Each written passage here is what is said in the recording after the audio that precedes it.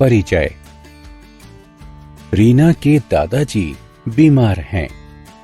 Doctor ने उन्हें आराम करने की सलाह दी है, लेकिन वह आराम नहीं कर पा रहे हैं।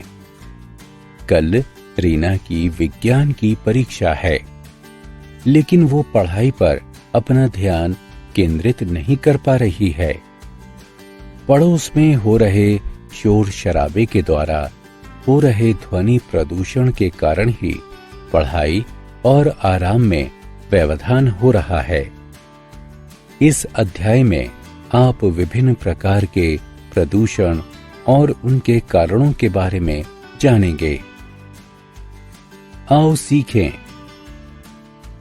वायु प्रदूषण, जल प्रदूषण, मृदा प्रदूषण तथा ध्वनि प्रदूषण का वर्णन करना, भूमि क्षरण को परिभाषित करना, चिपको आंदोलन की व्याख्या करना, आसपास के वातावरण को साफ रखने की विधियों की सूची बनाना।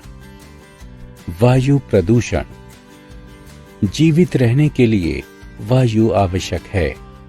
वायु में हानिकारक तत्वों की उपस्थिति के कारण वायु प्रदूषण होता है। वाहनों तथा उद्योगों से निकलने वाले धुएं तथा प्लास्टिक को जलाने से वायु प्रदूषण होता है। इसके कारण सांस संबंधी अनेक रोग जैसे अस्थमा तथा दमा आदि हो जाते हैं। हम वायु में वाहनों तथा कारखानों से निकलने वाले धुएं की मात्रा को कम करके वायु प्रदूषण को रोक सकते हैं। जल प्रदूषण। वायु की तरह जल भी हमारे जीवन के लिए महत्वपूर्ण है। जल में हानिकारक तत्वों की उपस्थिति के कारण जल प्रदूषण होता है। घरेलू तथा कारखानों से निकलने वाला मल जल को प्रदूषित करता है। कुछ क्रियाओं जैसे नदियों में कपड़े धोना तथा जानवरों को नहलाना आदि से भी जल प्रदूषित होता है। जल प्रदूषण के कारण डायरिया, पीलिया तथा टाइफाइड आदि रोग हो सकते हैं। हम जल में कचरे के मिलने को रोककर जल प्रदूषण को कम कर सकते हैं। मृदा प्रदूषण। मृदा में हानिकारक तत्वों के मिलने से मृदा प्रदूषण होता है। कारखानों का कचरा, उर्वरक तथा कीटनाशक आदि मृदा को प्रदूषित करते हैं। मृदा प्रदूषण से भूमि की उर्वरता घट जाती है। हम उर्वरकों तथा कीटनाशकों के प्रयोग को कम करके मृदा प्रदूषण को रोक सकते हैं। ध्वनि प्रदूषण। अवांछनीय ध्वनियों द्वारा हमारे वातावरण को दूषित करना ध्वनि प्रदूषण कहलाता है।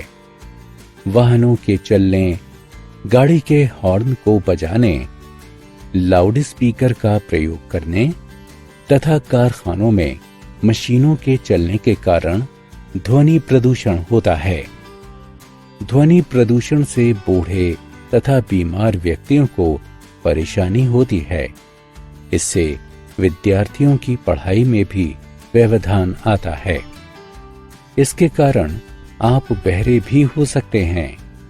हम अवांछनीय ध्वनियों को कम करके ध्वनि प्रदूषण की रोकथाम कर सकते हैं। भूमि क्षरण। जल तथा वायु के द्वारा मिट्टी का हटना या एक स्थान से दूसरे स्थान तक स्थानांतरित होना भूमि क्षरण कहलाता है।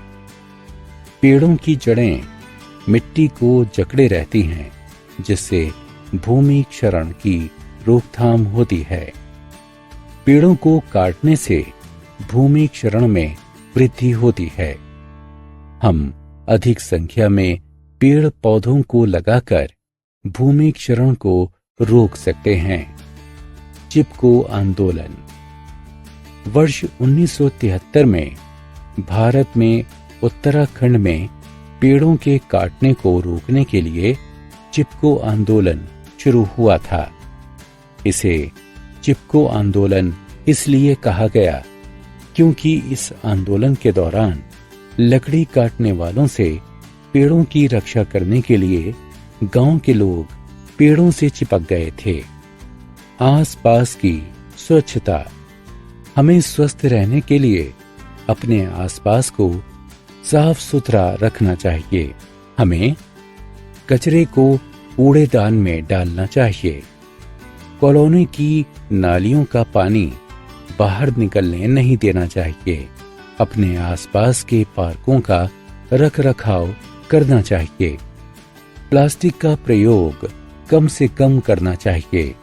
अपने आसपास पेड़ों को लगाना चाहिए। हमने क्या चर्चा की?